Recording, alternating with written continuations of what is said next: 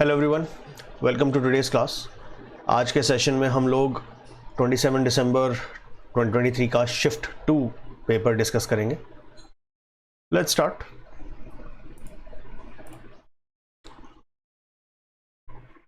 First question आपका differential equation पे based कह रहा है integrating factor of the differential equation given है। तो एक बार रिवाइज कर लेते हैं क्या होता था। डिफरेंशियल इक्वेशन यूजुअली ऐसे गिवन होती है dy by d x plus p y is equal to q, ठीक है। और इंटीग्रेटिंग फैक्टर होता है e की power integration p d x, ठीक है। बस p आइडेंटिफाई करना है। तो पहले तो इसको इस फॉर्म में कन्वर्ट करो। अब फॉर्म में कन्वर्ट कैसे करोगे? पहले तो ये x मल्टीप्लाई में है, तो क्या करो, पूरी इक्वेशन को x से डिवाइड कर दो, ठीक है। इफ यू डिवाइड दिस, तो यहां लिखते हैं, चलो dy बाई डी एक्स हो जाएगा, x से डिवाइड करने पे माइनस y बाई एक्स आ जाएगा इज इक्वल टू वो 5x क्यूब बाय x आएगा, तो एक x कैंसिल होके x स्क्वायर बचेगा, ठीक है। अब यहां पे हम बोल सकते हैं कि मेरा जो p है वो -1 बाई एक्स है। p is basically coefficient of y, और जो q है वो 5x स्क्वायर है, ऑल्दो भी q का रिक्वायरमेंट नहीं है, ठीक है। सिर्फ इंटीग्रेटिंग फैक्टर पूछा है तो इंटीग्रेटिंग फैक्टर निकालते हैं। e की power integration p d x, e की power integration of -1 by x D x, okay. e की पावर 1 बाई एक्स का log x, तो माइनस log x, ठीक है। अच्छा, इंटीग्रेटिंग फैक्टर में जब इंटीग्रेट करते हैं तो प्लस सी वगैरह नहीं लिखते। अच्छा, अब e और log कैंसिल होता है। ये एक प्रॉपर्टी थी हमारे पास कि e की पावर log x कैंसिल होकर सिर्फ x हो जाता है। ऐसा होता क्यों है? क्योंकि e और जो log है, एक्सपोनेंशियल और log है, ये दूसरे के इनवर्स फंक्शन है, तो एक दूसरे को कैंसिल आउट करते हैं ये, ठीक है। तो यहाँ पर प्रॉब्लम ये है कि नेगेटिव है, लेकिन है ना, जब तक ये नेगेटिव है तब तक मैं ये रूल लगा नहीं सकता। मतलब मैं ये नहीं कह सकता कि e और log को कैंसिल कर लो तो माइनस नीचे आ जाएगा, ऐसा नहीं कर सकते। इस log को हटाना है, मतलब नेगेटिव को हटाना है। तो एक काम करो, इस नेगेटिव को, एक्चुअली -1 है, इसको उठा के x की पावर में डाल दें, ठीक है। ये क्या किया हमने, ये सिंपल सा रूल होता है हमारे पास कि log के अंदर मान लो x की पावर n है, तो n नीचे आ जाता है n log x। मैं कह रहा हूं उल्टा करो तुम, अगर तुम्हारे पास n नीचे है तो इसको ऊपर डाल दो, ठीक है। तो करते हैं यहाँ पे फिर इसको, तो ये हो जाएगा e की पावर log x की पावर -1, e और log कैंसिल, बचा क्या, x की power -1 which is 1 upon x। ये रहा आंसर, ठीक है। चलो डन, ये वाला तो हो गया। नेक्स्ट क्वेश्चन देखते हैं।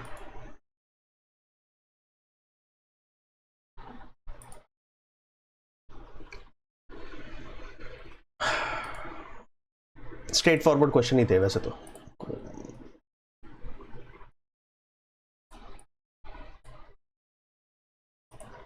कह रहा what is the slope of the curve. Tangent slope की बात कर रहा है। टेंजेंट स्लोप में ए और डी का कॉन्सेप्ट लगता है, यानी कि हमें डिफरेंशिएट वगैरह करना पड़ेगा इसमें, ठीक है। तो पहले याद दिला देता हूँ क्या होता था।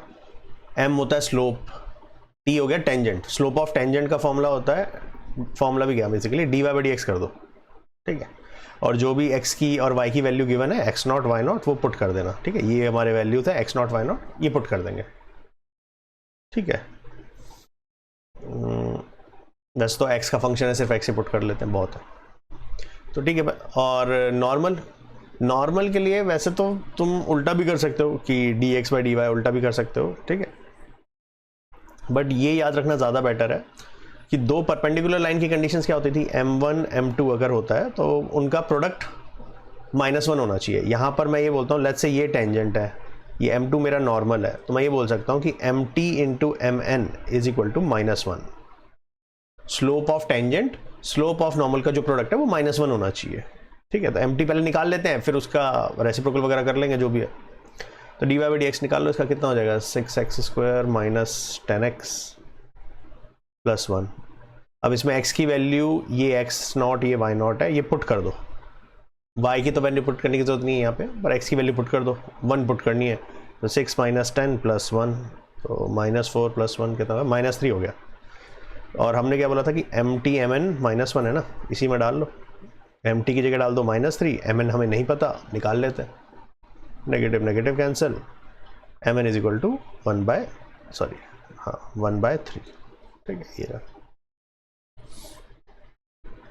कुछ लोग इसे ऐसे भी याद रखते हैं कि एम एन जो है वो -1/mt होता है। ठीक है, मैं रिकमेंड नहीं करता कि ऐसे याद रखो, क्योंकि ये कंडीशन याद रखना ज़्यादा बेटर है, क्योंकि तुम्हें वैसे भी परपेंडिकुलर लाइन की कंडीशन याद रखनी होती है, तो इसको ऐसे ही याद रख लो। हाँ ठीक है, क्विक करने के लिए माइंड में सॉल्व कर लेना, हाँ भाई नेगेटिव करना है और रेसिप्रोकल करना है। जैसे ये आ गया एम टी, तो एम एन निकालने के लिए इसका नेगेटिव कर दो तो 3, और रेसिप्रोकल करोगे तो 1/3, थोड़ा डायरेक्ट हो जाएगा बस।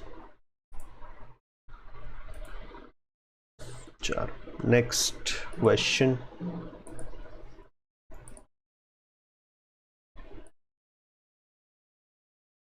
Multiplicative inverse of a complex number. क्या होता है मल्टीप्लिकेटिव इनवर्स? जैसे अगर 2 को मल्टीप्लिकेटिव इनवर्स बोलूं, बचपन में कराया होगा, तो 1/2 रेसिप्रोकल कर दो बेसिकली। ठीक है, अब यहाँ पे मेरे को दिया है 12 माइनस 5 आयोटा, इसका मल्टीप्लिकेटिव इनवर्स करेंगे तो रेसिप्रोकल कर दो, इसका भी उल्टा कर दो, 1/12 माइनस 5 आयोटा। ऑप्शन में ऐसा है नहीं, तो इसका मतलब क्या है, वो रैशनलाइजेशन वगैरह करना पड़ेगा। तो क्या करो, इसे रैशनलाइज कर दो। क्या करते हैं, जो बीच वाला सिंबल है इसका साइन चेंज कर देते हैं। ठीक है, तो 12 plus 5 iota upon 12 plus 5 iota. अच्छा, ऊपर मल्टीप्लाई करके 12 प्लस 5 आयोटा बनना चाहिए। 12 प्लस 5 आयोटा ऊपर है, इसमें भी पर डिनोमिनेटर करना ही पड़ेगा, कैलकुलेट कर लेते हैं। तो नीचे हो गया तुम्हारे पास 12²। अच्छा, नीचे वो प्रॉपर्टी लग जाएगी a minus b a plus b. ठीक है, तो a² यानी कि 12² माइनस b² 5 आयोटा का होल स्क्वायर। ऊपर तो 12 प्लस 5 आयोटा कॉपी करते रहो, तो ये बन गया 12 प्लस 5 आयोटा। नीचे आ गया 12 का स्क्वायर 144, 5 का स्क्वायर 25, और आयोटा का स्क्वायर -1 इस नेगेटिव को पॉजिटिव बना देगा। ऐड कर दो, तो ये 144 प्लस 25 169 आ जाएगा। 13 तो नहीं आना चाहिए, 169 ये ठीक है। ठीक है, ये ऑप्शन तो वैसे ही बेकार थे। ठीक है, चलो बेसिकली ये भी बोल सकते हैं कि डिनोमिनेटर में ना a² प्लस b² आता है। अगर हमारा complex number a plus iota भी है, तो मैं ये बोल सकता हूँ कि इसका जो मल्टीप्लिकेटिव इनवर्स है वो साइन तो चेंज हो जाएगा, a माइनस आयोटा भी, और डिनोमिनेटर में a² प्लस b² आता है। डायरेक्ट अगर याद करने का मन करे तो कर लेना, अगेन रिकमेंडेशन तो नहीं है ये, पर किसी को लगे कि नहीं मुझे तो बहुत फास्ट करना है, मुझे तो फॉर्मूला दे दो, तो ये रहा फॉर्मूला। ठीक है, खुद डिराइव करके देख लेना कैसे आ रहा है, कोई ज़्यादा बहुत बड़ा है नहीं ऐसा। चलो नेक्स्ट क्वेश्चन।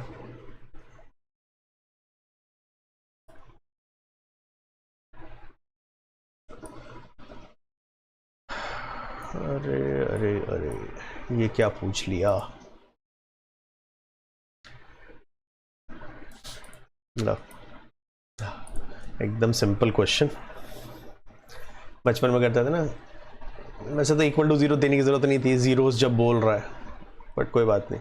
एक क्वाड्रेटिक इक्वेशन या क्वाड्रेटिक पॉलिनोमियल गिवन है, उसके जीरोस अल्फा बीटा हैं, तो 1/α प्लस 1/β। अरे बाप रे, बिल्कुल ही 10th क्लास क्वेश्चन। करो, अब वो याद दिला देता हूँ पहले सारी चीज़ें, अगर किसी को याद नहीं है। ax² plus bx plus c, अगर ये हमारे पास पॉलिनोमियल है और इसके जीरोस अल्फ़ा बीटा होते हैं, तो जो अल्फ़ा प्लस बीटा है वो -b/a होता है, और अल्फ़ा बीटा c/a होता है। ठीक है, इतना तो पता होना चाहिए। अब क्वेश्चन इससे स्टार्ट करते हैं। तो ठीक है, alpha plus beta minus of -25 25/1। ठीक है, ABC के हिसाब से अल्फ़ा बीटा जो है सी बाय सी है 150, ए है 1। अब तुमसे मांगा लेकिन ये गया है 1 bye alpha plus 1 by beta, तो ठीक है एलसीएम एलसीएम खेल लो। अल्फ़ा बीटा ये हो जाएगा बीटा प्लस अल्फ़ा, इसकी वैल्यू पता है 25, अल्फ़ा बीटा की वैल्यू पता है 150, कर लो कैंसिल 1/6।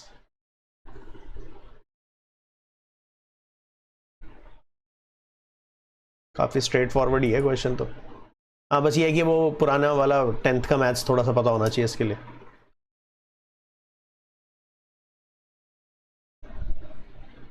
चलो नेक्स्ट देखते हैं।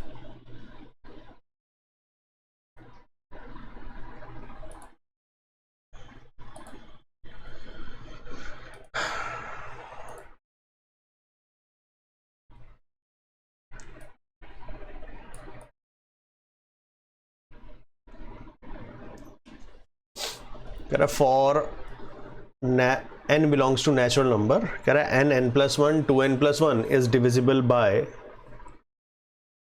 अच्छा वैसे एक फॉर्मूला भी होता है ये n+1 2n+1 अपॉन 6 करके एक फॉर्मूला होता है। किस चीज़ का फॉर्मूला होता है ये? अगर तुम्हें एक्स्ट्रा वाली चीज़ है वैसे तो 1 square 2 square 3 square sorry 2 square 3 square से लेके n तक के स्क्वायर कैलकुलेट करने हो, एडिशन इनका सम कैलकुलेट करना हो, तो that is n+1 2n+1 upon 6, ये फॉर्मूला होता है, ये वहीं से उठाया है। ठीक है, ऑल्दो इसका अभी इस क्वेश्चन से कोई लेना देना नहीं है, पर वैसे बता रहा हूँ तो दिख गया एक्सप्रेशन सेम था। तो इसके नीचे 6 आ रहा है तो ये डिविजिबल बाय 6 होगा ही होगा। ऐसे भी बोल सकते हो अगर किसी को फॉर्मूला याद है। मान लो किसी को फॉर्मूला याद नहीं है, पीएमआई का टॉपिक है, ठीक है, अब प्रूव करने तो बैठेंगे नहीं हम, तो हम क्या करेंगे, हम तो नंबर से प्ले करेंगे। वो कह रहा है n belongs to natural number, सबसे पहला नेचुरल नंबर कौन सा है? 1। 1 के लिए चेक कर लो, डाल दो इसमें 1, क्या आ जाएगा 1 1+1 2 2 इंटू 1+1 3, कितना आ गया 6। किससे डिविजिबल है? 6 से ही है, 7 से नहीं है, 8 9 से नहीं है, 12 से नहीं है, तो n=1 से ही चेक हो जाएगा। ठीक है, किसी को बाकी ये फॉर्मूला याद हो तो याद होगा, उसके नीचे 6 आता है तो वैसे ही हो जाएगा। ठीक है, प्रॉपर इसका प्रूफ अगर पीएमआई से करने लगे तो थोड़ा टिपिकल है, फिर वहाँ पे जाने की अभी ज़रूरत नहीं है, एटलीस्ट ऑब्जेक्टिव के लिए तो इतनी ज़रूरत नहीं है। तो पीएमआई वाले चैप्टर को ऑब्जेक्टिव के पॉइंट से तो ज़्यादा कुछ खास जानने की ज़रूरत है नहीं, उसके टिपिकल क्वेश्चंस प्रूफ करने की ज़रूरत है नहीं। चलो नेक्स्ट क्वेश्चन।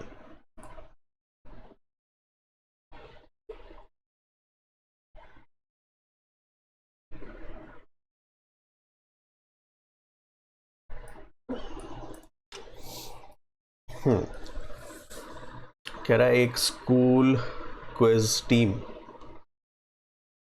के अंदर 5 मेंबर्स है, has to be selected from 6.5 girls. ठीक है, बॉयज़ जो हैं वो 6 हैं, गर्ल्स जो हैं वो 5 हैं। How many ways a team can be formed such a way that the team has at most 2 girl. अब यही सबसे क्रूशियल लाइन है, एट मोस्ट 2 गर्ल। तो अगर हमारी टीम बनाएंगे तो हमारी टीम कैसे कैसे हो सकती है, ये तो टोटल है। ठीक है,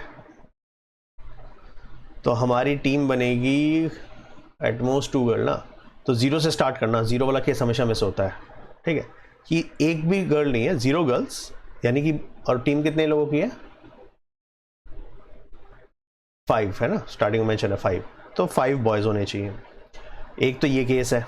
सेकंड ऐसा भी कर सकते हैं कि एक गर्ल ले लेते हैं और 4 बॉयज़ ले लेते हैं।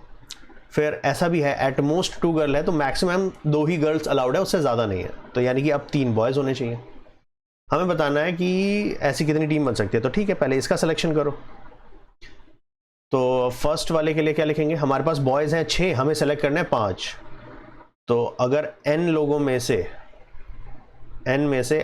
r सेलेक्ट करने होते हैं, ठीक है, ऐसे इसको ऐसे लिख देते हैं, out of n people r people to be selected, तो उसका फॉर्मूला क्या होता है, NCR बेसिकली। ठीक है, NCR यही बताता है कि n लोगों में से r सेलेक्ट कर लो। ठीक है, तो ये हो गया तुम्हारे पास 6 बॉयज़ हैं और सेलेक्ट करने 5, ठीक है। अच्छा, ये सेलेक्ट करने, उसके बाद गर्ल्स भी, वैसे तो 0 गर्ल्स सेलेक्ट करनी है, वैसे तो यही ख़त्म हो गया, इसको छोड़ दो। अगले वाले के लिए तुम्हें सेलेक्ट करना है 4 बॉयज़, तो ठीक है, 6 में से कोई भी 4 बॉयज़ सेलेक्ट कर लो, 64। लेकिन काम यहाँ पे ख़त्म नहीं हुआ, इसके बाद गर्ल्स भी सेलेक्ट होगी एक, इनटू एक गर्ल सेलेक्ट करो, 5 गर्ल्स हैं, कोई भी एक सेलेक्ट होगी, 5C1। नेक्स्ट, अब की बार 3 बॉयज़ हैं, तो 6 में से 3, 6C3, और गर्ल्स 5 हैं, उसमें से 2, 5C2। अब क्योंकि ये डिफरेंट केसेस है, या तो ये वाली सिचुएशन होगी, या ये वाली सिचुएशन होगी, या ये वाली सिचुएशन होगी, तो इनके बीच में और है, ये सारे केस ऐड होंगे, बस ये समझना है, ठीक है। तो 65 सॉल्व कर लो, 65 जो होता है वो हो जाएगा 6C1 के बराबर, यानी कि 6 ही हो जाएगा। अब ये क्या किया मैंने, NCR जो होता है वो NCN-R होता है, ये पता होना चाहिए। 2-3 चीज़ें बता देता हूँ मैं, ठीक है। उसके अलावा NC0 NCN के बराबर हो गया, इस हिसाब से अगर R की जगह 0 डाल दोगे, जो कि 1 होता है। फिर NC1 जो है वो हमेशा N होता है, ठीक है। इतना तो कम से कम पता होना चाहिए, ताकि कैलकुलेशन में टाइम वेस्ट ना हो। 61 निकालने मत बैठ जाना, 61 क्या होता है, 6 होता है, ठीक है। फिर इसका करते हैं 64 को मैं 62 लिख लूँगा, और 62 अलग से कैलकुलेट कर लेते हैं। 6C2 तो ये जाएगा 6 × 5, 2 नंबर पीछे तक लिख लो, और डिवाइड बाय उसी के फैक्टोरियल से, तो 30/2 यानी कि 15, ठीक है। इंटू 5C1 5 हो जाएगा, 75 आ गया ये। 63 ये तो निकालना ही पड़ेगा, 63 लिखने के क्या करोगे, 6 से 3 नंबर पीछे लिख लो, 6, 5, 4, 3 नंबर लिख लिए, डिवाइड बाय 3 फैक्टोरियल, 3 फैक्टोरियल होता है 6, हटाओ इसे, 20 हो गया। 20 इंटू 5C2 भी निकलवाएगा, ओके, 5C2 तो 2 नंबर पीछे लिख लो 5 से, 5, 4 डिवाइड बाय 2 फैक्टोरियल, 2 ही होता है, 10 आ गया। तो ये हो गया टोटल 200 केसेस। अब सारे केस ऐड कर दो, 200 + 75 + 6, तो ये हो गया 81, 281 आ रहा है। अच्छा, है भी ऑप्शन 281, ठीक है। अच्छा, ये तो मैं पूरा एक्सप्लेन कर रहा हूँ, इसलिए मैं इतना अच्छे से ढंग ऐसे पूरा लिख के आराम से केस बना के पूरा सॉल्व करके दिखा रहा हूँ। तुम थोड़ा फास्ट कर सकते हो, छोटा छोटा लिख के, सीधा तुम तो क्या करना, सिर्फ ये लिख लो, ये माइंड में सोच लो, और बस इसके सीधे सीधे केस लिखते जाओ, और फिर ऐड कर दो। और बस ये कि हाँ, कैलकुलेशन थोड़ी फास्ट होनी चाहिए, क्योंकि थोड़ा सा कैलकुलेटिव तो है क्वेश्चन। 61, 62 अगर ये सब थोड़ा माइंड में निकालने आता तो अच्छी बात है, नहीं तो लिख के तो एटलीस्ट फास्ट निकाल लेना, और प्रॉपर तरीके से मत निकालने बैठना कि 62 जो होगा वो 6 फैक्टोरियल अपॉन 2 फैक्टोरियल 4 फैक्टोरियल, फिर तो हो गया तुम्हारा क्वेश्चन, फिर तो तुम आराम से कैलकुलेशन ही करोगे इस क्वेश्चन में। चलो,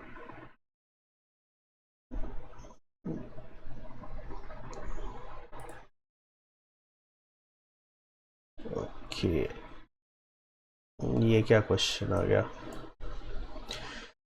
कंजक्शन इवेंट्स, अच्छा वो वाला चैप्टर का। यूजुअली इस चैप्टर से इतने ज़्यादा कुछ खास क्वेश्चन आते नहीं हैं, और आए भी हैं तो देखो तुम कॉमन सेंस से खुद ही कर सकते हो। कह रहा है which of the following represents conjunction, conjunction मतलब दोनों स्टेटमेंट्स को ज्वाइन करना है।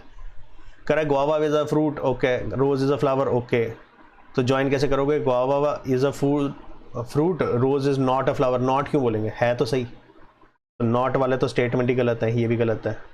फिर कह रहा है गुआवा इज अ फ्रूट और रोज इज अ फ्लावर, ज्वाइन करने के लिए और क्यों इस्तेमाल करें, ऐसा थोड़ी ना है कि ये स्टेटमेंट अपने आप में गलत है या ये स्टेटमेंट गलत है, और का मतलब होता है या तो ये ठीक है या ये ठीक है या दोनों ठीक है।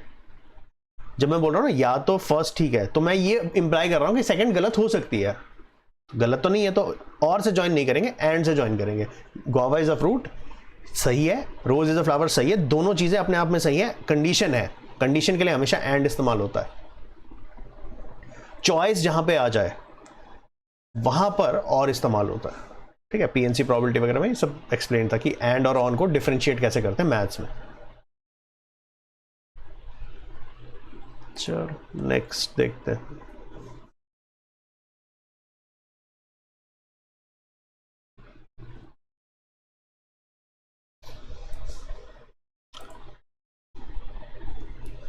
कह रहा विच of the following represents general form of linear objective function.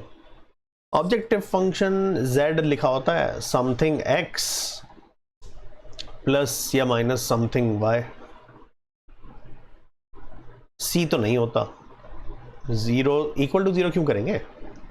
And more importantly अगर किसी ने थोड़ा सा भी एलपीपी पढ़ा तो उसे पता है objective function z is equal to something लिखा जाता है, ठीक है। तो ये वाला फॉर्म है। c का कोई सेंस नहीं है क्योंकि c कांस्टेंट है, वो अलग से ऐड करके उसको जस्टिफाई करने की जरूरत ही नहीं है।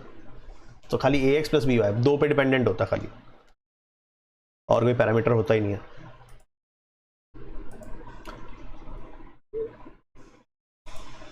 नेक्स्ट क्वेश्चन,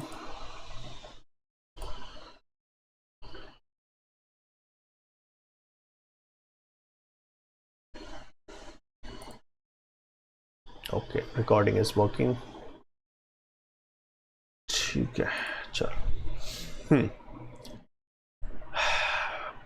ए सेट गिवन है, बी सेट गिवन है, फंक्शन ए से बी डिफाइंड है, ओके। कह रहा है which of the following is a onto function. अब ऑन टू होता क्या है, ऑन टू की सिंपल सी डेफिनेशन ये होती है कि for every y there should be x. जो क्योंकि फंक्शन ए से बी डिफाइंड है तो पहली वाला जो सेट है वो x की वैल्यू की तरह एक्ट करेगा, दूसरे वाले जो सेट है वो y की वैल्यू की तरह एक्ट करेगा। तो as per the definition every y, हर y के लिए x होना चाहिए, चाहे वो सेम हो चाहे वो डिफरेंट हो, देयर शुड बी x। ये नहीं बोला, यूनिक नहीं बोल रहा, वो 1 की डेफिनेशन में जाते हैं कि for every x there should be a unique y। यहां पर तो ऐसा कुछ बोल नहीं रहा, for every y there should be x होना चाहिए बस। तो यानी कि y वाली वैल्यू में, यानी जो सेकंड एलिमेंट होगा वो उसमें 12, 18, 24 तीनों होने चाहिए। 12 है, 18 है, 24 है, ओके। 24 है, 12 है, 12 है, 18 मिसिंग है, गलत है। 12 है, 12 है, 24 है, 48 मिसिंग हो गया। 12 है, 12 है, 12 है, ये तो बिल्कुल ही मिसिंग है। 24 और 18 एंड 24 दोनों ही मिसिंग हो गए, ठीक है। बाकी सिर्फ करके इसलिए बता रहा हूं कि पता चल जाए कि क्या चेक कर रहे हैं हम। ये देख रहे हैं कि हर y के लिए x एलिमेंट गिवन है या नहीं है। लास्ट वाले में तो सिर्फ 12 के लिए 3 एलिमेंट गिवन है और 18 और 24 के लिए एलिमेंट गिवन ही नहीं है। इसमें जो एवरी है वो बहुत इंपॉर्टेंट है, हर y के लिए x होना चाहिए, चाहे वो सेम हो चाहे डिफरेंट हो, ओके। ऑन टू की डेफिनेशन नोट कर लेना उसमें।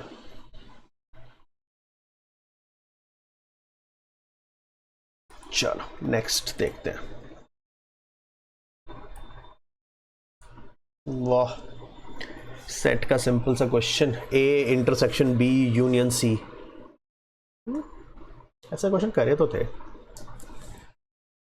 लल्लू से ही होते हैं। ए इंटरसेक्शन बी तो ठीक है, इंटरसेक्शन का मतलब होता है एंड या फिर बेसिकली इसको ऐसे भी बोलते हैं कि कॉमन एलिमेंट्स उठा लो, ठीक है। कॉमन एलिमेंट्स, तो ए और बी में कॉमन क्या है, 45 नहीं है, 54 है, बस एक ही एलिमेंट है। फिर यूनियन का क्या मतलब होता है, यूनियन और से रिप्रेजेंट होता है, इसमें ऑल एलिमेंट्स लिख लो। किसके, जो इंटरसेक्शन आया है, यानी कि 54 एक आया एक तो हमारा, ठीक है, उसका और सी, इनके सारे एलिमेंट कंबाइन करके लिख दो बस।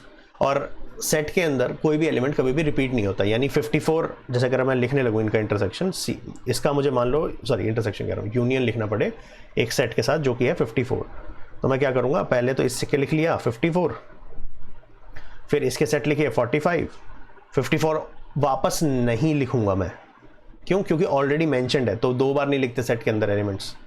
और फिर 60 अगेन मैंने ऐसे लिखा है, ऑर्डर कुछ भी हो सकता है, कोई ज़रूरी नहीं है कि 45 पहले आना चाहिए या 54 बाद में, ऑर्डर मैटर नहीं करता सेट के अंदर, बस ये 3 एलिमेंट होने चाहिए यूनियन के बाद इसके, ठीक है। इसके तो और कॉम्प्लिकेट क्वेश्चन बना सकते हैं, ABCD दे के थोड़ा और अच्छा प्ले कर सकते थे, ये तो काफ़ी आसान ही हो गया, पर ठीक है, तुम्हें आसान क्वेश्चन मिल रहा है, तुम करो, ख़त्म करो।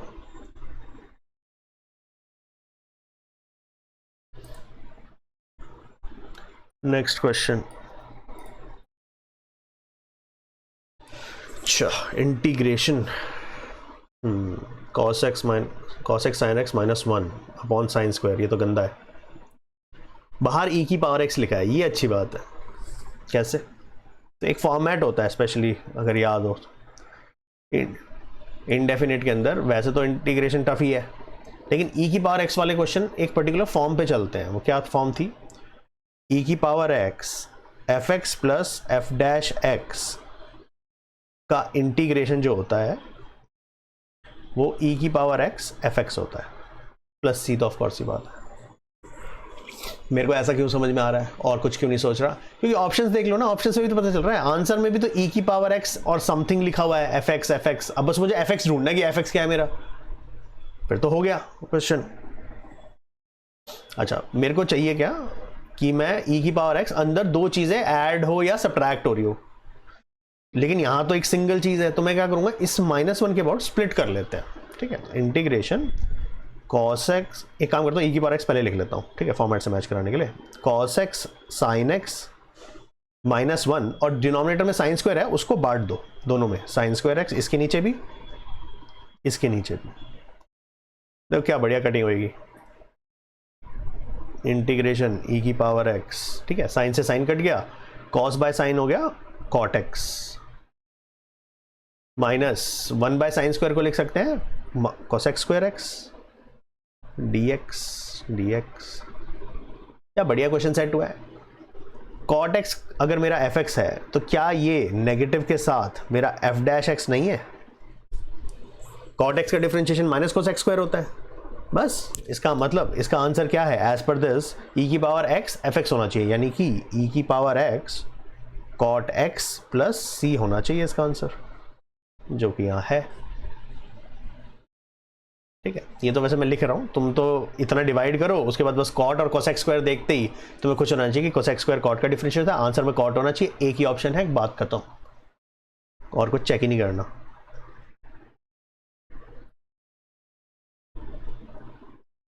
चलो नेक्स्ट।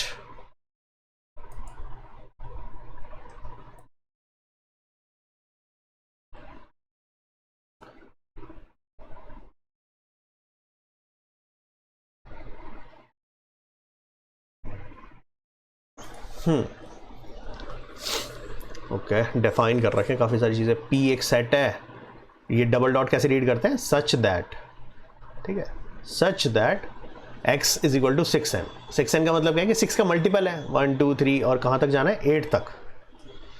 तो P सेट में खोल के लिख देता हूँ समझाने के लिए, ठीक है। 6n की वैल्यू नेचुरल नंबर है, यानी 1 से स्टार्ट करनी है, लेस देन इक्वल टू 8।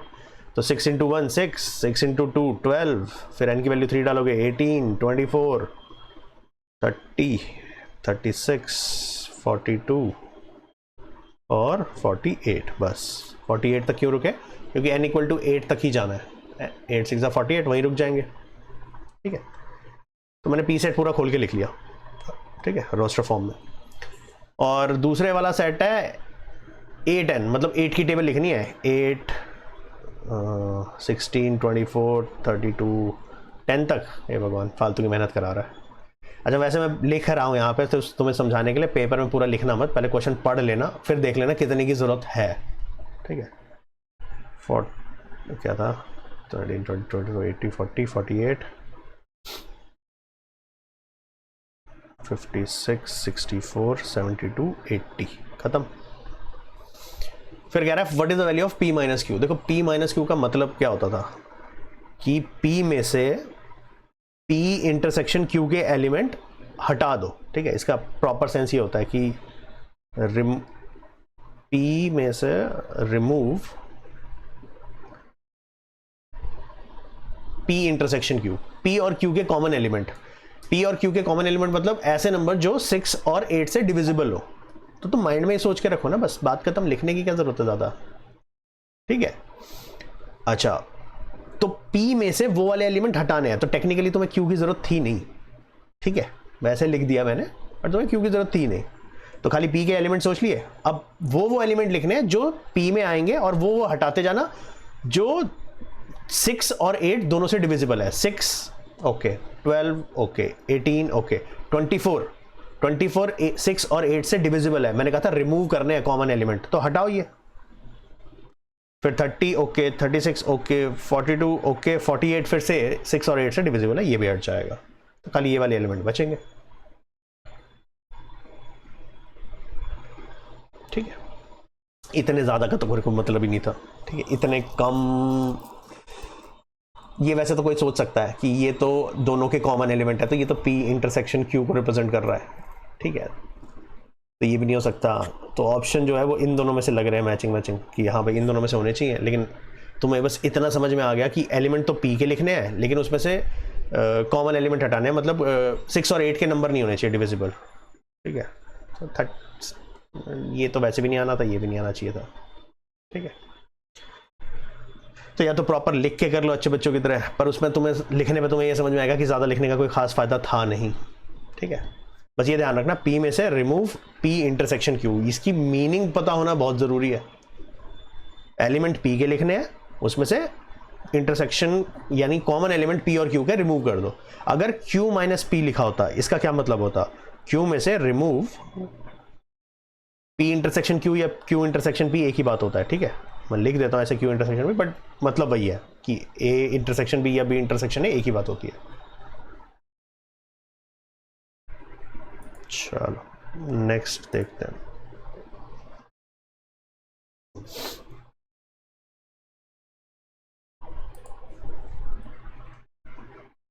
अरे यार, क्या 10th के क्वेश्चन सॉल्व करवा रहे हैं, रूट्स मांग रहा है क्वाड्रेटिक इक्वेशन के, निकाल लो भाई, क्या दिक्कत है, मिडल स्प्लिटिंग करो, खत्म करो। क्वाड्रेटिक इक्वेशन के रूट कैसे निकालते हैं, मिडल स्प्लिटिंग करके, ये मल्टीप्लाई करेंगे तो प्रोडक्ट 24, तो ऐसे दो नंबर्स लिखो जिन्हें ऐड या सब्ट्रैक्ट करके 2 आ जाए, लेकिन मल्टीप्लाई करके 24 आना चाहिए। तो 6 और 4 से हो सकता है, 6 4 जा 24, 6 और 2 से सब्ट्रैक्ट करेंगे तो 2 आ जाएगा, लेकिन -6x प्लस 4x लिखना चाहिए, बाकी कॉपी कर लो।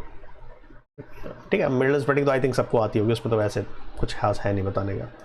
कॉमन ले लो, इसमें से क्या है,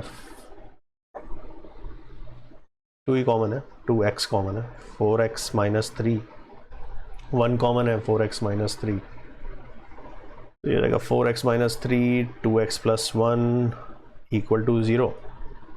x की वैल्यू यहाँ से आ गई, इसको अलग से = 0 सॉल्व कर लेते हैं, ऐसे सबको पता होता है पर लिख के दे रहा हूँ। यहाँ से x की वैल्यू आ गई 3/4, यहाँ से आ गई -1/2। ठीक है, ये तो हो गया प्रॉपर निकालने का तरीका। अब थोड़ी देर पहले मैंने एक चीज़ और भी बताई थी कि product of zeros and sum of zeros, ठीक है, या रूट्स बोलो या ज़ीरोज़ बोलो, एक ही बात होती है। जो भी इसके रूट्स होंगे या जो भी इसके ज़ीरोज़ होंगे, अल्फ़ा प्लस बीटा वो -b/a, अल्फ़ा बीटा c/a होना चाहिए, तो अल्फ़ा बीटा पे कर लेते हैं, alpha beta should be c/a, यानी कि इनका प्रोडक्ट जो होना चाहिए मल्टीप्लाई करके, c है -3, a है 8, -3/8 आना चाहिए।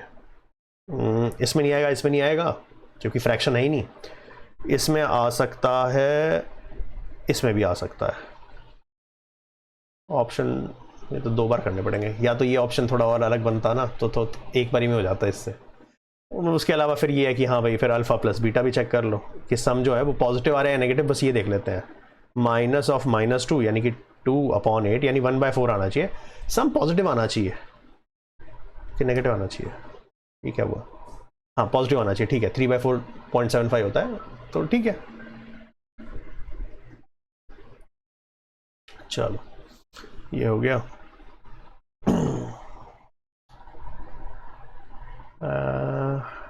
ओके, नेक्स्ट देखते हैं।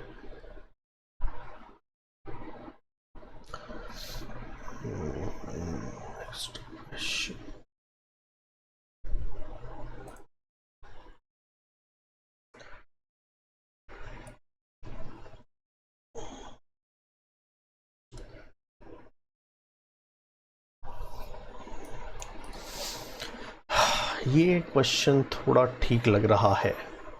9th term of AP is 0, A9 की वैल्यू 0 है, यानी A9 मतलब A + 8D 0 है, यानी A की वैल्यू -8D है। इसे निकाल लेते हैं आगे, A = -8D, इसको यूज़ करेंगे जहाँ भी करना है। कह रहा है which term is double of 19th term, तो देखो 19th टर्म है तो 20 तो होने से रहा, 18 भी होने से रहा, इतने पास वाले तो होंगे नहीं, तो ऑप्शन इन दोनों में से सिलेक्ट करने होंगे पेपर में। अब दो ही ऑप्शन है तो निकाल ही लेते हैं, क्योंकि प्रॉपर सॉल्व करेंगे तो आ तो उससे भी जाएगा, but I think common sense से जल्दी हो रहा है थोड़ा। 19th टर्म पहले देख लेते हैं, ये 19 है क्या।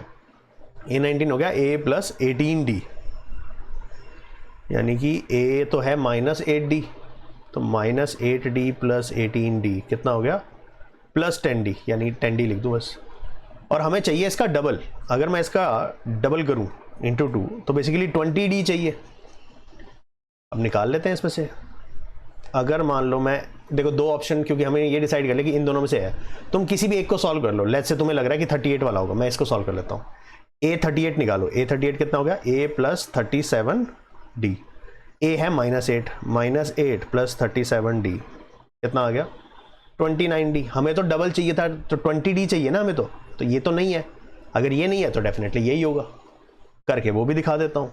a 29 निकालना था तो a plus 28d -8d plus 28d कितना हो गया 20d।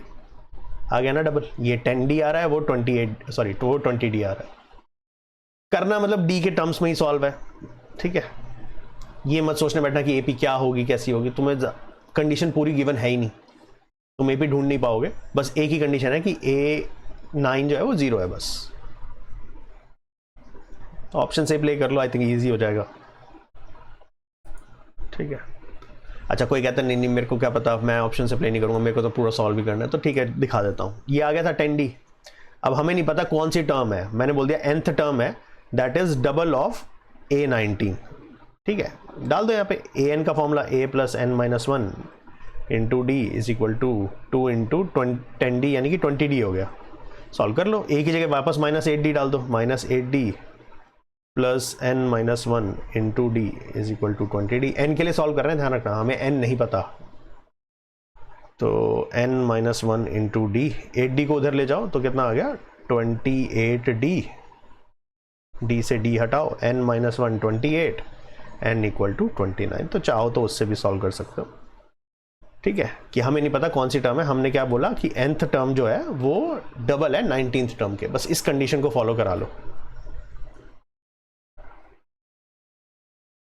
चलो डन है, ये भी हो गया। नेक्स्ट क्वेश्चन,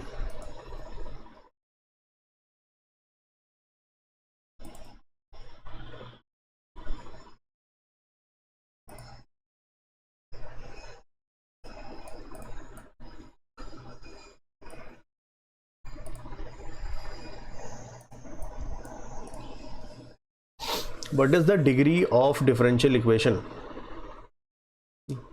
डिग्री में ना देखो, अगर मान लो पेपर में रीड कर रहे ऑप्शन नॉट डिफाइंड मेंशन है तो थोड़ा अलर्ट हो जाना कि नॉट डिफाइंड थोड़ा रिस्की ऑप्शन होता है, तो मतलब हो उसके होने के चांसेस थोड़े होते हैं, वो क्वेश्चन में ध्यान से पढ़ना पड़ेगा। 5 क्योंकि 5 दिख रहा है तो कोई हो सकता है 5 सोच ले, 3 भी सोच सकता है। तो एक बार ऑर्डर डिग्री रिवाइज कराता हूँ, होता क्या है। ऑर्डर क्या होता है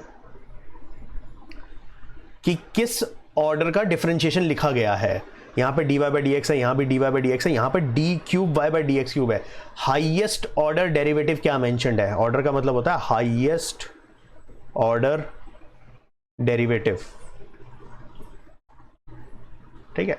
जैसे फर्स्ट ऑर्डर होता है तो dy बाई डी एक्स, ठीक है। सेकेंड ऑर्डर होता है तो, ठीक है, ऑर्डर अगर 1 है तो dy by d x highest होना चाहिए, अगर ऑर्डर 2 है तो d square y by d x square highest होना चाहिए, अगर ऑर्डर 3 है तो d cube y by d x cube highest होना चाहिए, and so on, you can see this. तो इसमें ऑर्डर क्या हो जाएगा 3 हो जाएगा, पूछा नहीं है पर वैसे बता रहा हूं, इसमें ऑर्डर क्या आएगा हमारा 3। डिग्री थोड़ा सब्जेक्टिव है, ठीक है। डिग्री पहले तो डिफाइन होनी चाहिए, उसकी अपनी कंडीशन है, और अगर डिफाइन हो जाती है then degree is highest power of highest derivative. Highest derivative कौन है इसमें हमारा, d cube y by d x. एक ही जगह लिखा है, एक ही जगह लिखा है तो कोई बात नहीं, कोई दिक्कत नहीं है। उसकी पावर कितनी है, मतलब इस एक्सप्रेशन का होल स्क्वायर वगैरह तो नहीं लिखा, पावर 3 तो नहीं लिखी, नहीं लिखी, सिर्फ क्या लिखा हुआ है, एक कुछ नहीं लिखा, एक बार लिखा है मतलब पावर 1 है। तो अगर इसकी डिग्री डिफाइंड होती, मैं ये नहीं बोल रहा इसकी डिग्री डिफाइंड है, पर अगर इसकी डिग्री डिफाइंड होती तो इसका आंसर 1 होता। अब डिग्री डिफाइंड होने की कंडीशन क्या है कि जो dy बाई डी एक्स वाली टर्म्स हैं वो साइन, कॉस, टैन किसी भी फंक्शन के अंदर प्रेजेंट नहीं होनी चाहिए।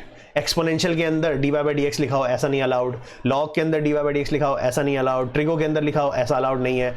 dy by d x, d square y by d x cube, d cube y by d x cube, वो सब अलाउड नहीं है। तो प्रॉब्लम यही है, यहाँ पर dy by d x cos के अंदर लिखा है, इसलिए डिग्री जो होगा वो नॉट डिफाइंड होगा। dy बाई डी एक्स या उससे ऊपर के जो डेरिवेटिव है d square y by d x square या और भी जो भी है वो कॉस, साइन, टैन इनके अंदर अलाउड नहीं है। ठीक है, तो ऑर्डर होता है हाईएस्ट ऑर्डर डेरिवेटिव, वो हमेशा डिफाइंड होता है, उसका कोई लेना देना नहीं है, ये ध्यान रखना। डिग्री नॉट डिफाइंड डिफाइंड का चक्कर है, ऑर्डर में डिफाइंड नॉट डिफाइंड नहीं है, ऑर्डर होता है, बस हाईएस्ट ऑर्डर डेरिवेटिव देख लो कितना अवेलेबल है। चलो, इसके ऊपर पूरा लेक्चर था, मेरे को याद आ रहा है, बहुत डेप्थ में वैरायटी के साथ डिस्कस किए थे क्वेश्चंस।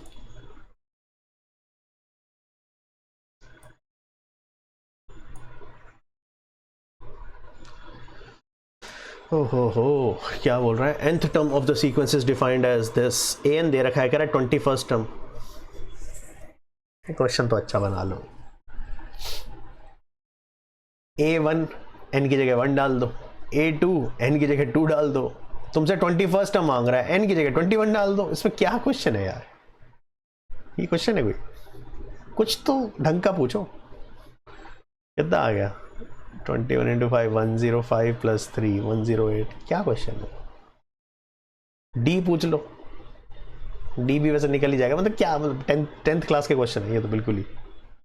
a1 a2 a3 लिख लो, डी निकाल लेना, सीक्वेंस मिल जाएगा। 21st टर्म पूछ के कौन सा बहुत बड़ा टफ कर दिया, 101 टर्म पूछ लो, उसमें कौन सी बड़ी बात है। 2025 चल रहा है, 2025th टर्म पूछ लो, क्या मतलब है? फॉर्मूला वैल्यू पुटिंग वाले क्वेश्चन इतने सीधे सीधे। ठीक है, अच्छी बात है, ऐसे क्वेश्चन मिल जाए तो वही हवा में उड़ा के खत्म कर देना, इन पे टाइम वेस्ट करने की ज्यादा जरूरत है नहीं। Enjoy this.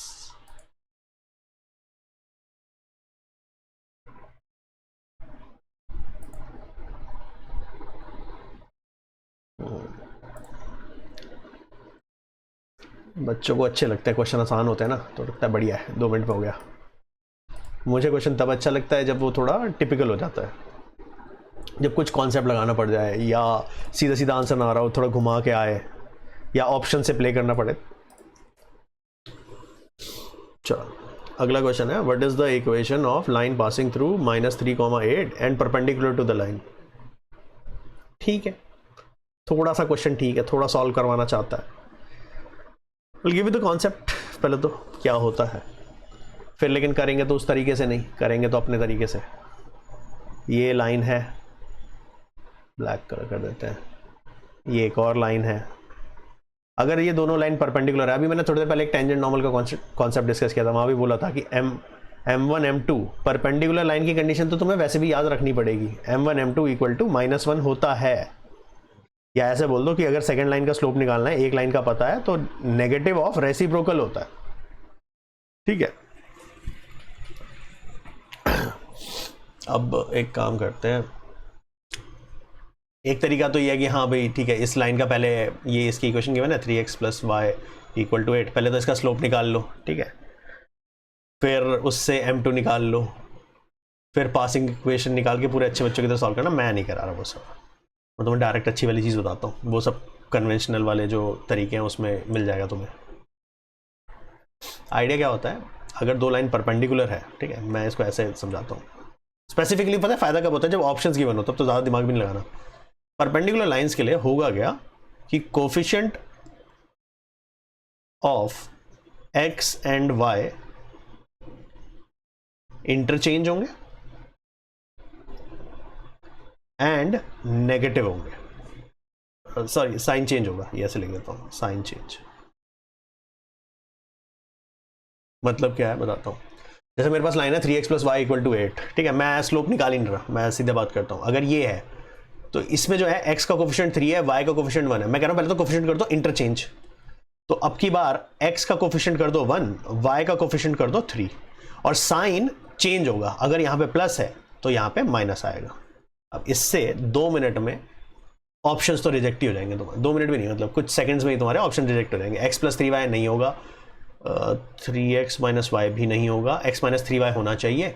2 ऑप्शन है, इन दोनों में से सेलेक्ट करना है। सिर्फ कितनी सी बात से, इतनी सी बात से कि तुम्हें ये पता होना चाहिए परपेंडिकुलर लाइंस के टाइम पे जब तुम प्रॉपर तरीके से सॉल्व करोगे तो भी होगा यही। अगर तुम इस कंडीशन से भी निकालोगे तो होगा तब भी यही कि x और y के कोफिशिएंट इंटरचेंज होकर साइन भी चेंज हो जाएगा, उनके बीच का जो भी साइन होगा उसका साइन बदल जाएगा, ठीक है। अच्छा ये हो गया। अब क्योंकि what is the equation of line passing through, क्योंकि जो ये लाइन है सेकंड वाली लाइन थी, ये -3,8 में से पास कर रही है तो उसको सेटिस्फाई भी करेगी, ठीक है। तो ये पॉइंट इस ऑप्शन में और इस ऑप्शन में डाल के देख लो किसको सेटिस्फाई कर रही है। मान लो मैं नीचे वाले में चेक करता हूँ, -3 × y है 8, तो 8 3 24 -27 तो यही हो गया, +24 = 0 तो नहीं बनाएगा, -20 +27 होगा तब 0 बनेगा, तो इसलिए ये ऑप्शन सही है, ये गलत है, ठीक है। ये तो नॉट इक्वल टू 0 आ रहा है, तो ये वाली नहीं है, ऊपर वाला है, ठीक है। ये ज़्यादा बेटर है, ये ज़्यादा क्विक है एमसीक्यूज के लिए, तो इसको फॉलो करो। फंडामेंटल लेकिन पता होना चाहिए, हो सकता है किसी क्वेश्चन में जरूरत पड़ जाए प्रॉपर सॉल्व करने की, तो कर लेना क्वेश्चन अगर इतना टिपिकल हो। अभी तो सिंपल बोल रहा है परपेंडिकुलर, तो बस कोफिशिएंट्स इंटरचेंज कर दो। एक काम करते हैं, क्वेश्चन एक एग्जांपल और लेता हूँ, चलो एक रैंडम लाइन लिख लेते हैं, 3x - 4y + 7 = 0। इसकी परपेंडिकुलर लाइन की वो लिखी नहीं है इक्वेशन। ऑफकोर्स ये बात है, ये जो कांस्टेंट है ये कुछ पॉइंट पे डिपेंड करेगा, तो मैं उसके ऊपर फोकस नहीं हूँ, मैं x और y के कोफिशिएंट पे। पहले तो कोफिशिएंट इंटरचेंज करो, 3 और 4 है ना, तो तुम वो लिखो 4x और 3y, और बीच में साइन नेगेटिव है आपके बार पॉजिटिव कर देना, प्लस सम c2 कुछ होगा = 0, बस वो तो कंडीशन से निकल आएगा। पर पॉइंट इज x और y के कोफिशिएंट तो ऐसे ही मिल गए, ऑप्शन तो ऐसे ही प्ले कर लोगे तुम। क्या पता एक ही ऑप्शन मिल जाए जिसमें 4x + 3y लिखा हो, तो कुछ सॉल्व ही नहीं करना, हटा देना।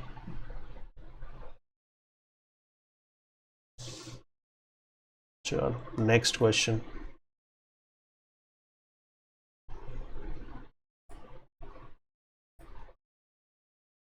फिर से वही आ गया क्या? अच्छा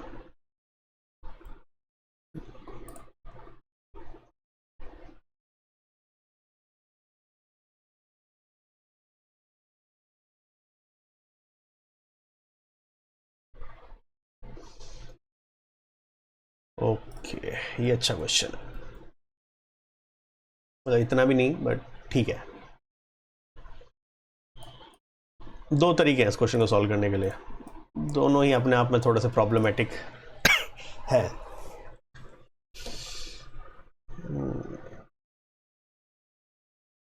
लिमिट सॉल्व करनी है। अगर देखो x को 0 डाल दें तो 0 sin 0 0 होता है, tan 0 भी 0 होता है, नीचे भी 0, 0/0 फॉर्म बन रही है, तो एल ऑर्बिटल एक ऑप्शन है। एल ऑर्बिटल में क्या करते हैं, ऊपर डिफरेंशिएट करो, नीचे डिफरेंशिएट करो। प्रॉब्लम पता क्या है कि यहाँ पर ये मेथड इतना अच्छा नहीं है। क्यों? क्योंकि जब नीचे डिफरेंशिएट कर दोगे, ऊपर को चलो जो भी आएगा, ठीक है, नीचे डिफरेंशिएट करोगे 3x² आएगा, जब अब लिमिट डालोगे ना तो भी नीचे 0 आ रहा है, ऊपर कुछ भी आया, तो वो प्रॉब्लम फिर भी वो नॉट डिफाइंड वाली रहेगी, 0/0 बन रहा होगा मोस्ट प्रॉब्ली।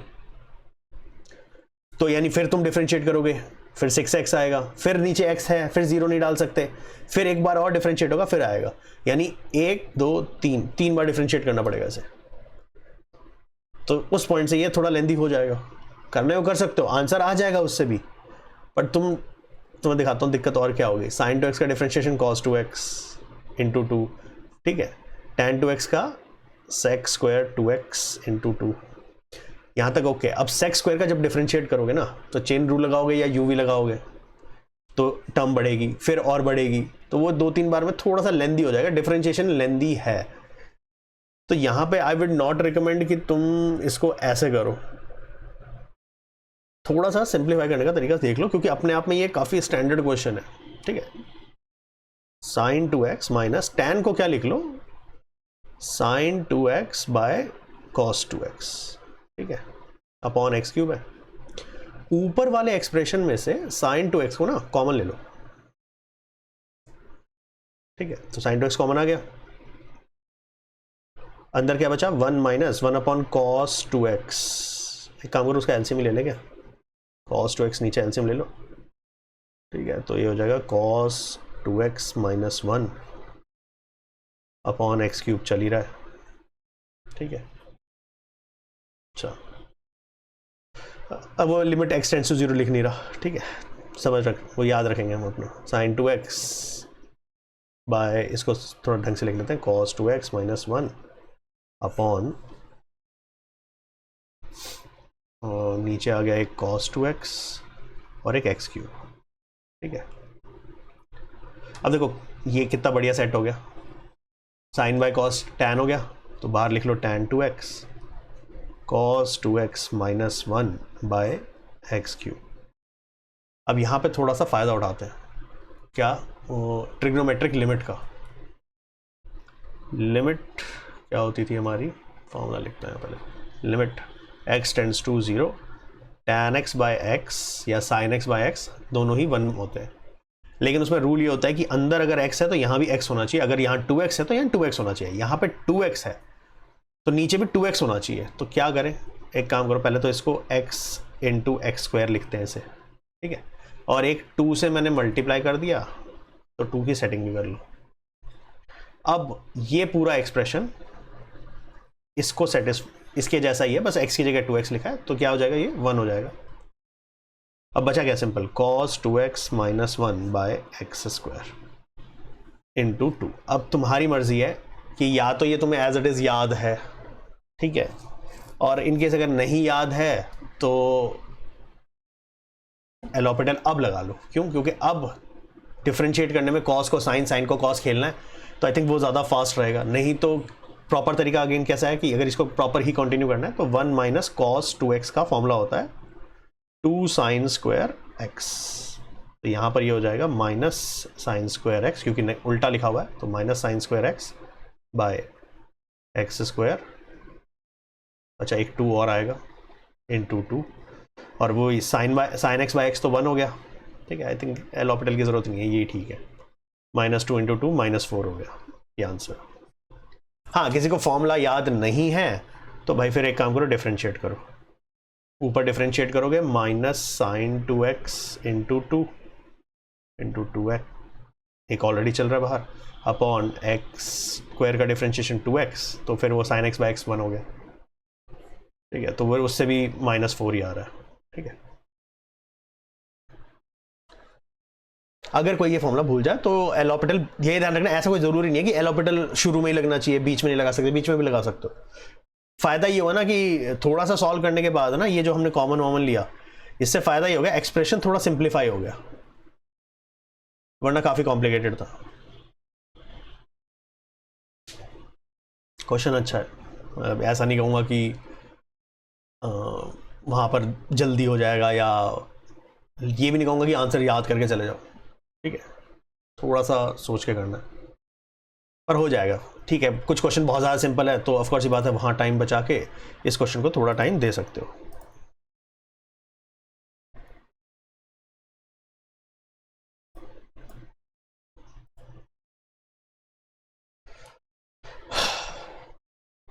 क्या डिफरेंशियल इक्वेशन दे रखी है, जनरल सोल्यूशन मांगा है। अब डिफरेंशियल इक्वेशन देखो, वैसे सोल्यूशन निकालना काफ़ी टिपिकल होता था, पर डिफरेंशियल इक्वेशन में सबसे आसान एक तो वो लीनियर है, या फिर सेकंड नंबर पे अगर मैं कहूँ तो सेपरेटिंग वेरिएबल है। इसमें वेरिएबल सेपरेट कर सकते हो, क्योंकि y की टर्म अकेली है तो उठा के यहाँ ले आना, dx को इधर ले जाओ, तो dy by 9 square root of x 9 minus y square is equal to dx, दोनों साइड इंटीग्रेट कर लो। अब ये पता है कि साइन इनवर्स का होता है, तो आंसर में साइन साइन भर रखे हैं इन्होंने, वैसे भी साइन साइन इनवर्स सब भर रखा है। इसका आंसर होता है साइन इनवर्स y बाय ये integration 1 upon a square minus x square का square root is sine inverse x by a plus c. तो यहाँ पे a जो है वो 3 है, ठीक है, 9 को 3 का स्क्वायर लिख सकते हो, तो y by 3 is equal to dx, यहाँ पे 1 है, 1 का इंटीग्रेशन x प्लस सी, तो साइन इनवर्स वहाँ जाके साइन हो जाएगा, y/3 इक्वल टू साइन, क्योंकि साइन इनवर्स में दिया हुआ एक ऑप्शन, बट प्रॉब्लम यह है कि अपॉन 3 अंदर है। ये ध्यान रखना, मैंने ब्रैकेट लगाया था, ये 3 ऐसा नहीं है कि साइन इनवर्स y अपॉन 3 नहीं है, साइन इनवर्स y के नीचे 3 है, ये सब दोनों अंदर है इसके, तो बाहर नहीं जा सकता।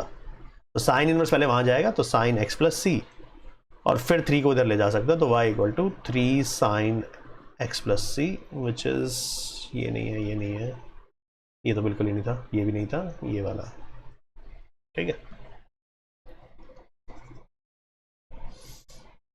ठीक ठाक क्वेश्चन है, इंटीग्रेशन का रिजल्ट याद होना चाहिए।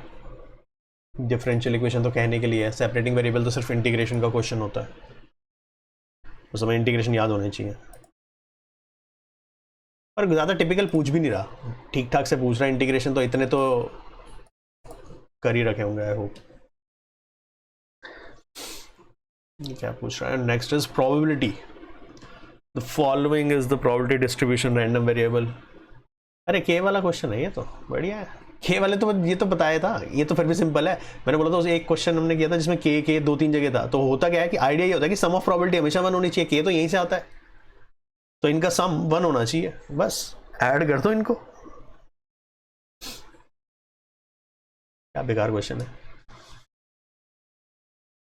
5 5 5 15 3 9 और 4 5 7 7.795 प्लस के इज इक्वल टू 1, सब ट्रैक करोगे तो यू विल गेट 205.205, ये रहा।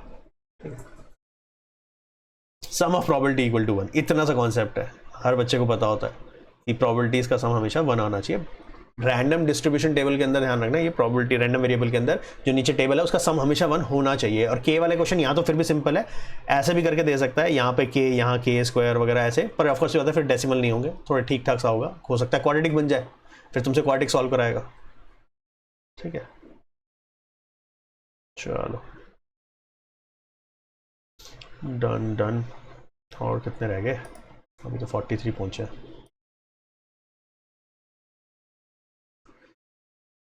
चलो स्पीड खींचे थोड़ी यार, तो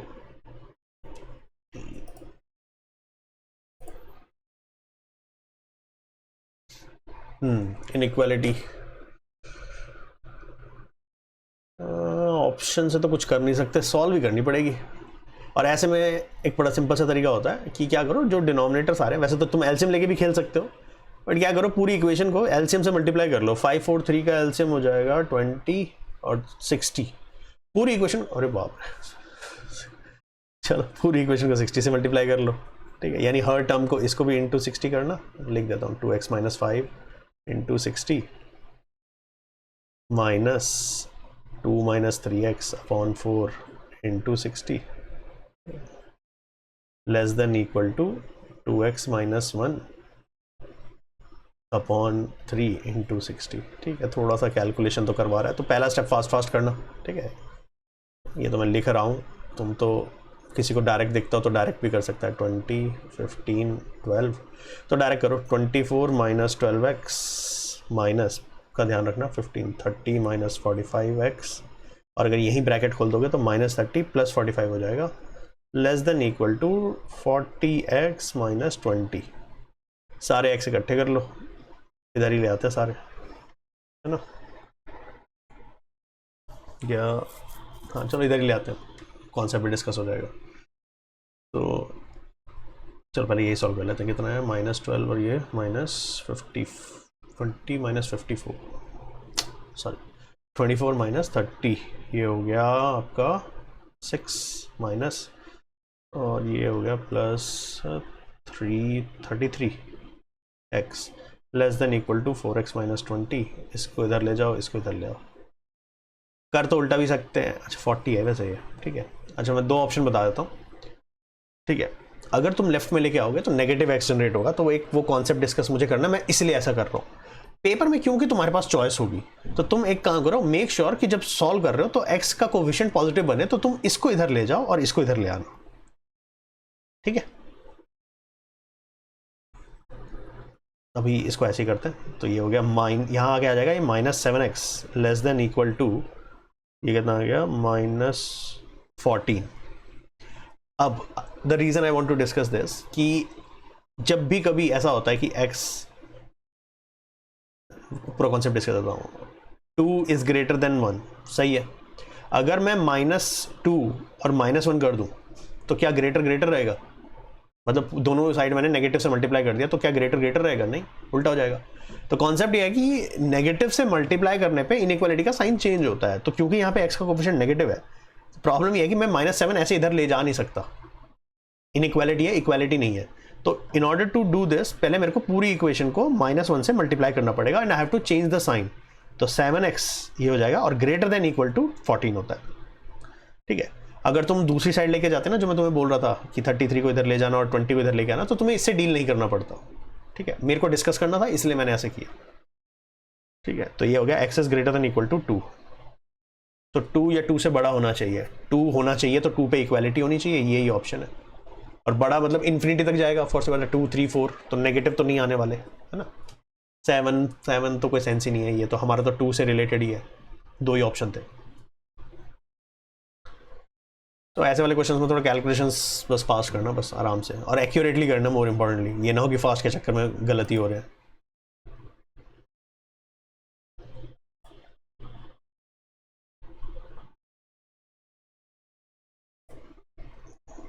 अरे बाप रे, फिर से भाई क्या एक ही कॉन्सेप्ट को 2 बार टच कर दिया इन्होंने। तो अब की बार देखो फिर से वही दिया हुआ है, an दिया हुआ है, कह रहा है अब की बार, अच्छा चलो बस ज़्यादा इस बार सम ऑफ फर्स्ट 10 टर्म, चलो शुक्र है। a1 निकाल लो भाई, तो 6 - 1 5 हो गया, ठीक है। n की जगह 1 डाल दिया, कॉन्सेप्ट पहले डिस्कस हो चुका है कि 1 डाल दो, 2 डाल दो। अब कोई ये सोच रहा होगा कि सम ऑफ 10 टर्म्स का एक फॉर्मूला होता था, मतलब सम Sn का एक फॉर्मूला होता है n/2 2a + n - 1 × d। तो वो कहेगा मेरे को तो a निकल गया, फर्स्ट टर्म मिल गई, d भी निकाल लूँगा मैं और फिर सॉल्व कर लूँगा। कर सकते हो, मना नहीं है, पर यहाँ पे थोड़ी फ्रीडम है, उसको एंजॉय करो। क्या मैं a10 भी तो निकाल सकता हूँ। a10 से क्या होगा, ये हो जाएगा 60 - 1 59, ठीक है। फ़ायदा क्या है कि इसका एक और फॉर्मूला होता है n/2 a + an या a + l, लास्ट टर्म जो हो गया। तो मैं यहाँ पे ये इस्तेमाल करता हूँ, n की जगह 10 डाल दो इसमें, S10 जो हो जाएगा वो हो जाएगा 10/2 a + a10। Rather than d निकालो, d मत निकालो, उसमें कैलकुलेशन वेस्ट होगी, टाइम वेस्ट होगा। 5, ठीक है, 5 का मल्टीपल होना चाहिए, 2 ऑप्शन है 5 के मल्टीपल, तो इन दोनों में से होना चाहिए आंसर। a इज 5 + 59, कितना आ गया, 5 × 64, तो 320 आ गया, ठीक है। ऐसा नहीं है कि तुम d से निकालोगे, a1 निकाल के a2 निकाल के d निकाल लो और फिर डाल दो, उससे भी आ जाएगा। ये ज़्यादा मेरे को ये ठीक लगा तो मैंने ये बता दी। हो उससे भी इतना ही जाएगा, हो सकता है किसी को लगे उसी से हो रहा है तो वो फास्ट उससे ही कर ले, कोई दिक्कत नहीं।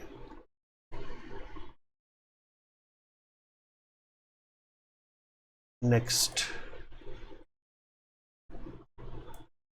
अच्छा ये देखो, ये नंबर सिस्टम का क्वेश्चन है फिर से। अगेन 11 12 की मैथ से कोई लेना देना नहीं है इसका। पहले मीनिंग समझा देता हूँ होता क्या है। मान लो यहाँ पर लिखा हुआ है b = a mod k, ऐसे करके कुछ लिखा हुआ है। तो इसका मीनिंग पता होना चाहिए जब तक अच्छा ये इक्वालिटी नहीं होती, ऐसे ही होता है, ठीक है। नोटेशन पता होगी तो हो जाएगा। इसका मतलब ये होता है कि b - a जो है वो डिविजिबल होगा बाय k, ठीक है। और इम्पॉर्टेंट चीज़ क्या है कि k जो है वो ग्रेटर देन होना चाहिए a से, ठीक है। k हमेशा a से बड़ा होना चाहिए। तो बहुत सारी वैल्यूज पॉसिबल है यहाँ पे, देखो मैं बताता हूँ कैसे। जैसे यहाँ पे दिया है 147 इज 3 mod k, हमें नहीं पता k, तो मैं क्या करूँगा 147 - 3 यानी 144 इज डिविजिबल, या फैक्टर्स लिख दो, बाय k। अब k क्या क्या हो सकता है, लेकिन 3 से बड़ा चूज करना है, ठीक है। वैसे तो 2 हो सकता था बट 3 से बड़ा चूज करना है, ठीक है। तो 4 नहीं होगा, 5 नहीं होगा, 6 हो सकता है, ठीक है, 12 हो सकता है, 9 भी आ जाएगा, ठीक है।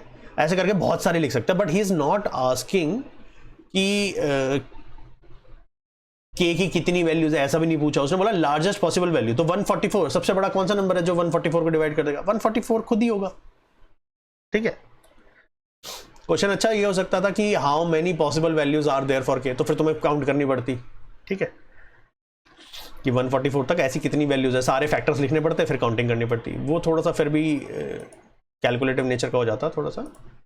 इसमें तो कुछ खास है नहीं।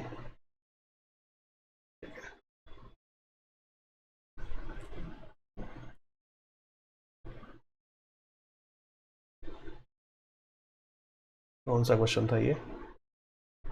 46।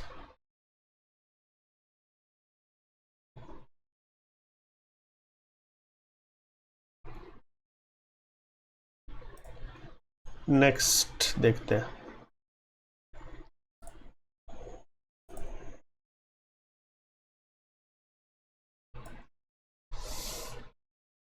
एलपीपी का क्वेश्चन है, करेक्ट। कॉर्नर पॉइंट्स जो है वो गिवन है, ये 3 कॉर्नर पॉइंट है, 0,3, 3,0 एंड 1,1, ठीक है, ओके। हमारे को जो फंक्शन दिया हुआ है z जो होता है वो px प्लस क्यू आया है। कह रहा what is the condition on p and q so minimum occurs at 30 and 11।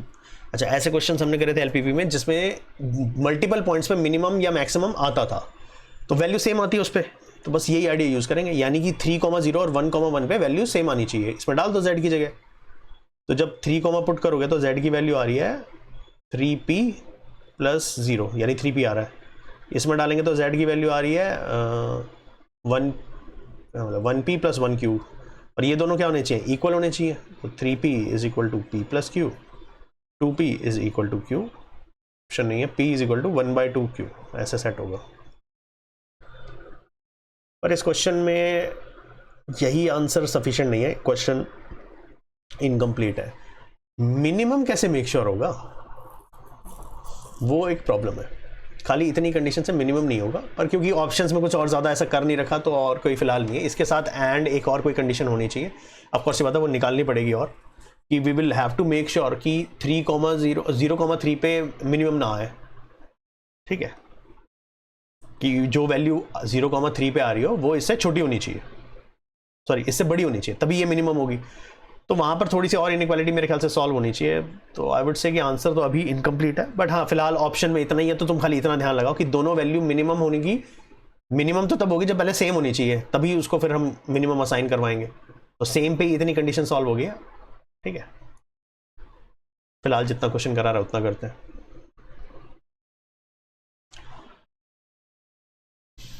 Okay, next question statement वाला फिर से। अच्छा देखो, स्टेटमेंट वाला जो चैप्टर है वैसे तो ठीक है, उसमें से ज़्यादा ऐसे कुछ खास इतने क्वेश्चन आते नहीं है। तो अगेन कॉमन सेंस वाला क्वेश्चन है, कह रहा है which of the following is inverse, उल्टा बताना है। If two lines are parallel they do not have a common point, तो उल्टा क्या होगा? If two lines are not parallel they will have a common point, और ये तो कॉमन सेंस वाली बात है, ये तो पता ही है हमें। Two lines are parallel they have a common point. अच्छा ये तो सेम ही स्टेटमेंट कर लिया ना इसमें, तो ये तो गलत है। If two lines are intersecting, intersecting नहीं बोलेंगे क्योंकि इन्वर्स बताना है तो नॉट पैरेलल ही इस्तेमाल करना चाहिए। इंटरसेक्टिंग वैसे कर सकते हैं, पर स्टिल आई थिंक ये स्टेटमेंट गलत है। If two lines are intersecting they do not have a common point, they will have a common point. If two lines are not parallel they do not have a common point, they will have a common point. तो यही वाली statement सही sense बना रही है। English है, read कर लेना, कुछ नहीं है उसमें, मैथ्स ऐसा कुछ है नहीं। कौन सा मैथ्स लगा लिया हमने? इंटरसेक्टिंग लिखना लिख दो, कोई बात नहीं, पर स्टेटमेंट का सेंस तो फिर भी ठीक होना चाहिए ना। चलो ये मैथ्स का क्वेश्चन है, ये करते, इंग्लिश सॉल्व करवा रहे हैं। डेरिव नहीं बोलो, सीधा सीधा डिफरेंशिएशन मांग लिया, करो भाई। डिफरेंशिएट क्या है? tan x का डिफरेंशिएशन सेक्स स्क्वायर होना चाहिए, इसमें सेक्स स्क्वायर है, इसमें सेक्स स्क्वायर है, इन दोनों में है ही नहीं, हटाओ। और ये दो चीज़ें मल्टीप्लाई हैं तो uv लगेगा, तो दो uv में जब हम सॉल्व करते हैं तो दो टर्म्स आती हैं, इसमें दो टर्म है ही नहीं, हटाओ। यही आंसर है, सॉल्व भी नहीं करना, सिर्फ इतने से हो जाएगा। बाकी किसी को पता लग रहा हो कि भाई हाँ 3x स्क्वायर साइन एक्स का डिफरेंशिएशन नहीं किया, तो लो 3x स्क्वायर का differentiation sine x as it is, फिर साइन एक्स का differentiation 3x square as it is, तो ये हो जाएगा 6x sine x plus 3x square, पहले लिख रहा हूँ, साइन एक्स का डिफरेंशिएशन कॉस एक्स, ठीक है। हवा में उड़ा देना ऐसे क्वेश्चन, तो सोचना भी मत। Next, okay, increasing decreasing, okay ठीक है। इंक्रीजिंग या डिक्रीजिंग निकालने के लिए क्या निकालता है सबसे पहले, एफ डैश एक्स करो डिफरेंशिएट, क्या आ जाएगा 12x² minus 12x minus 72, 12 common है निकाल लो बाहर, x² minus x minus 6, factor भी बना लो 12 ब्रैकेट, ये बन जाएगा 3 और 2, 3 2 से स्प्लिट हो जाएगा, तो x माइनस 3 x प्लस 2, ठीक है कर लेना तुम, मैंने हवा में कर दिया, ठीक है। अब इंक्रीजिंग डिक्रीजिंग, इंक्रीजिंग डिक्रीजिंग के लिए तरीका ये होता है कि पहले इसके इक्वल टू 0 वाले क्रिटिकल पॉइंट्स लिख लो और वो नंबर लाइन पर ड्रॉ कर लो। तो इक्वल टू 0 करोगे तो एक तो आ जाएगा x इक्वल टू 3 आ जाएगा और एक x आएगा इक्वल टू -2, तो -2 यहाँ 3 यहाँ। फिर वो वेवी कर्व मेथड सिखाया था, क्या होता है कि पॉजिटिव नेगेटिव पॉजिटिव, ठीक है इस तरह से बनता है। पॉजिटिव मतलब ग्रेटर देन 0, नेगेटिव मतलब लेस देन 0। इन डिक्रीजिंग पूछ रहा है, डिक्रीजिंग का मतलब होता है फंक्शन डिक्रीजिंग कब होता है, या फिर अगर F dash x greater than 0 तो इंक्रीजिंग, अगर F dash x less than 0 तो डिक्रीजिंग। डिक्रीजिंग इसके बीच में है, -2 से 3 के बीच में खत्म। वैसे तो क्वेश्चन यहाँ भी खत्म हो गया था कि हमारे क्रिटिकल पॉइंट -2 और 3 आ रहा है, एक ही ऑप्शन है जिसमें -2 या 3 मेंशन्ड है। अच्छा, पर रिस्की है, क्यों? क्योंकि सिर्फ इतना कहना सफिशिएंट नहीं है, क्योंकि हो सकता है इंक्रीजिंग की जगह डिक्रीजिंग की जगह इंक्रीजिंग बोलता तो 3 से इन्फिनिटी वाला रीजन प्लस एक और रीजन भी आता, तो स्टिल इतना भी गेस मत मारो, तो थोड़ा सा सॉल्व कर लेना, ठीक है। वेवी करवाना चाहिए बनाना, क्वेश्चंस बहुत स्ट्रेट फॉरवर्ड है, पता होना चाहिए ये वाला, ठीक है। इंक्रीजिंग के लिए ग्रेटर देन 0, डिक्रीजिंग के लिए लेस देन 0। किसी को नहीं पता कि ये कैसे बनाया, ये कैसे बनाया हमने, तो तरीका ये होता है कि 3 से बड़ी वैल्यू कोई भी इसमें पुट करके देख लो कि पॉजिटिव आ रहा है या नेगेटिव। जैसे मान लो मैंने यहाँ 4 डाल दिया, 12 तो पॉजिटिव है ही, ठीक है। 4 डालोगे 4 - 3 पॉजिटिव, 4 + 2 भी पॉजिटिव, तो पॉजिटिव पॉजिटिव पॉजिटिव जब मल्टीप्लाई आएंगे तो पॉजिटिव आएगा रिजल्ट। -2 से 3 के बीच में कोई भी वैल्यू इसमें डाल दो, 0 डाल दो, 0 डालोगे तो 12 तो पॉजिटिव है, 0 - 3 नेगेटिव, 0 + 2 पॉजिटिव, फिर नेगेटिव आएगा, इससे पॉजिटिव इससे नेगेटिव, ठीक है। लेकिन हर बार ये वैल्यूज डाल के चेक करने की जरूरत नहीं है, एक पैटर्न होता है, वो ये होता है कि राइट साइड से स्टार्ट करो, पॉजिटिव नेगेटिव पॉजिटिव ऑल्टरनेट होता रहता है हर क्रिटिकल पॉइंट पे, बस सिंपल, एज लॉन्ग एज उसकी पावर ऑड है या 1 है, ठीक है। ये भी जरूरी है, अगर यहाँ पे पावर 2 होगी तो ऐसा नहीं होगा, ठीक है। लेकिन फिर वो तो अलग से जो वैरायटी डिस्कस करी है उसमें तुम देख लेना कैसे होता है। नेक्स्ट क्वेश्चन, फिर से डिफरेंशिएशन, लो भाई खत्म करो, कितने पहुंच गए, 57 होने वाले हैं।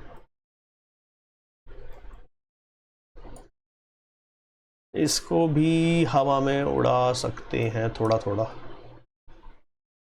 देखो अब की बार मेहनत करवा रहा है तुमसे u/v, तो नीचे v² आता है, ऊपर होता है u'(v - v'(u)। या तो कोई अच्छे बच्चों की तरह पहले सॉल्व करें और फिर चेक करें। मैं कह रहा हूँ v², यानी डिनोमिनेटर में साइन का स्क्वायर होना चाहिए। साइन का स्क्वायर नहीं है, नहीं है, नहीं है, नहीं है, लेकिन साइन को ऊपर लेके जाओगे तो कोसेक बन सकता है, या कोसेक का स्क्वायर बन सकता है। इसमें कोसेक नहीं है, इसमें है, ठीक है, इसमें नहीं है, इसमें है, ठीक है, ये दोनों में से आंसर होना चाहिए। अब पूरा सॉल्व मत करो, थोड़ा सा बस एक टर्म ही देख लो, एक काम करो u'(v) ही देख लेते हैं, उससे हो जाएगा काम।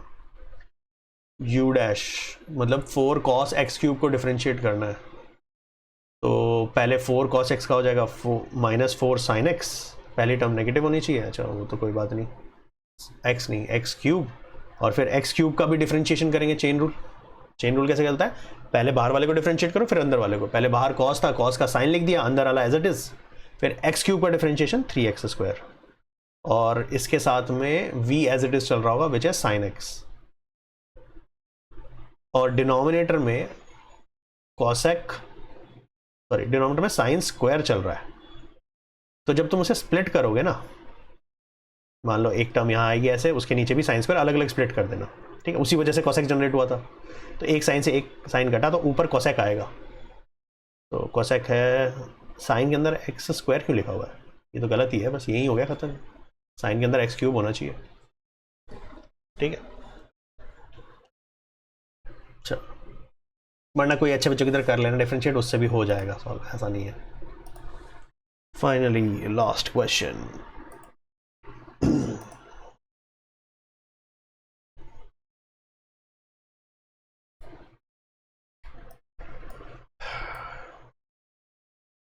for a statement Pn to be true for n belongs to natural number and denotes set of natural number, बाप रे, ठीक है। कह रहा which of the following must be satisfied। PMI वाले चैप्टर की ना सिर्फ कंडीशन पूछ रहा है कि अगर कोई स्टेटमेंट गिवन होती है तो उसे ट्रू प्रूव करने के लिए हम क्या करते हैं, 2 स्टेप होते हैं, ठीक है। Take this as a note अगर नहीं पता तो। स्टेप 1, P of 1 मस्ट या शुड बी ट्रू, होना चाहिए, ठीक है। Second, if P of K is true, या अज्यूम करते हैं, ठीक है, कि assuming P of K is true, then P of K plus 1 is also true, ऐसा होना चाहिए। जब ये दोनों कंडीशन साइमल्टेनियसली सेटिस्फाई होती है, एक तो P of 1 ट्रू आ जाए और P of K ट्रू मान के अगर P of K plus 1 true बना लो तो तुम्हारा स्टेटमेंट ऑलवेज ट्रू होगा, ठीक है। ये PMI के चैप्टर की मेन कंडीशन है। अगर किसी ने थोड़े भी क्वेश्चन सॉल्व किए उसके बेसिक वाले ही सही, तो उसे पता होगा इस तरह से वर्क करते हैं। अगर नहीं सॉल्व किए तो भी देखो, पेपर में क्वेश्चन तो सॉल्व करा नहीं सकता तुमसे, ठीक है, ऑब्जेक्टिव पेपर है, तो ये सब तो कराएगा नहीं तुमसे।